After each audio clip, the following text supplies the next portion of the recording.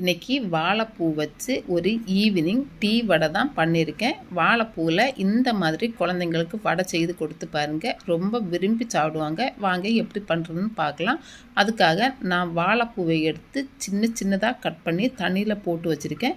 இப்போ ஒரு 2 மணி நேரத்துக்கு முன்னாடியே ஊற வச்சு எடுத்து வச்சுருக்கிற கடலைப்பருப்பு நல்லா தண்ணியை வடிகட்டிட்டு மிக்ஸி ஜாரில் மாற்றிடுங்க. தண்ணி எதுவும் சேர்க்க வேண்டாம்.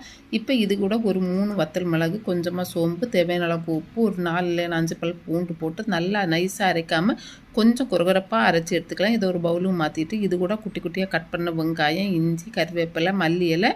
இப்போ லாஸ்ட்டாக நம்ம தண்ணியில் போட்டு வச்சுருக்க வாழைப்பூவை கையில் நல்லா தண்ணியை வடிகட்டிட்டு போட்டுருங்க. போட்டு கறந்து விட்டுட்டு இப்போ உருண்டையாக பிடிச்சிட்டு உள்ளங்கையில் வச்சு வடைக்கு தட்டுற போல் தட்டி எடுத்து இப்போ நம்ம ஆயில் சூடானதும் ஆயிலில் ஒன்று ஒன்றா போட்டு திருப்பி போட்டு நல்ல ப்ரௌன் கலர் ஆனது எடுத்தாச்சுன்னா ஒரு சூப்பர், ஒரு டேஸ்டியாக, அதுவும் சிம்பிளாக பண்ணுறது போல் ஹெல்த்தியான ஒரு வாழைப்பூ வடை ரெடி ஆயிடுச்சு.